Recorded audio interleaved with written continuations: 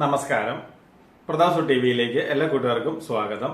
ഇന്ന് നമ്മൾ തയ്യാറാക്കാൻ പോണത് മുരിങ്ങാക്കായ് തോരനാണ്. അപ്പോൾ ഇതെങ്ങനെ തയ്യാറാക്കണമെന്ന് നമുക്കൊന്ന് കണ്ടു നോക്കാം. അതിനായിട്ട് 1.5 ടേബിൾ സ്പൂൺ വെളിച്ചെണ്ണ ഒഴിച്ചു കൊടുക്കാം.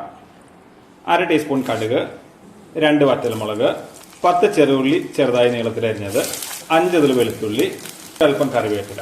നമുക്കൊന്ന് വഴറ്റിയെടുക്കാം. ഇതുപോലെ ചെറുതായി വഴണ്ടു വന്നു കഴിയുമ്പോൾ അതിലേക്ക് 4 പച്ചമുളക് 2ആയി കീറിയത്. ഈ പച്ചമുളക് ജസ്റ്റ് ഒന്ന് വാടി കിട്ടിയാൽ മതി കേട്ടോ, വല്ലാതെ അങ്ങ് വഴണ്ടു പോകുന്നു വേണ്ട, ചെറുതായിട്ടൊന്ന് വാടി കിട്ടിയാൽ മതി. 1/4 ടീസ്പൂൺ മഞ്ഞൾപ്പൊടി, മഞ്ഞൾപ്പൊടിയുടെ പച്ചമണം മാറുന്ന പോലെ നിറച്ച് കൊടുക്കാം. ഇനി നമുക്കതിലേക്ക് ഇതുപോലെ നീളത്തിൽ ചെറുതായി അരിഞ്ഞു വെച്ചിരിക്കുന്ന മുരിങ്ങാക്കായ് ചേർത്ത് കൊടുക്കാം. 1/4 കപ്പ് വെള്ളം, ആവശ്യത്തിന് കല്ലുപ്പ്, ഇത്രയും ചേർത്ത് നല്ലതുപോലെ നിറച്ച് കൊടുക്കാം. അതിനുശേഷം ഇത് അടച്ചു വെച്ച് ചെറുതീയിൽ നല്ലതുപോലെ ഒന്ന് വേവിച്ചെടുക്കാം. ഇടയ്ക്ക് ഇതുപോലെ 1-2 വട്ടം ഒന്ന് ഇളക്കിയിട്ട് കൊടുക്കണം കേട്ടോ. മുരിങ്ങാക്കായ് പകുതി കൂടുതൽ വേവായി വന്നിട്ടുണ്ട്.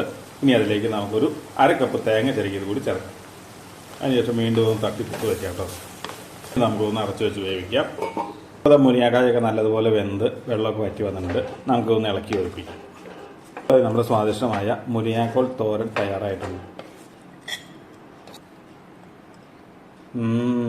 അടിപൊളി, സൂപ്പർ, എന്താ രുചി. അപ്പോൾ തീർച്ചയായിട്ടും നിങ്ങളെല്ലാവരും വീട്ടിലും തയ്യാറാക്കി നോക്കണം. ഇപ്പോൾ മുരിങ്ങാക്കോലിന് തീരെ വില കുറഞ്ഞ സമയമാണ് കേട്ടോ. അപ്പോൾ എല്ലാവരും ഒന്ന് വാങ്ങിയിട്ട് വീട്ടിലും തയ്യാറാക്കി നോക്കുക. തീർച്ചയായിട്ടും നിങ്ങൾക്ക് എല്ലാവർക്കും ഇഷ്ടപ്പെടും. അപ്പോൾ ഈ രുചി എല്ലാവരിലും എത്തട്ടെ.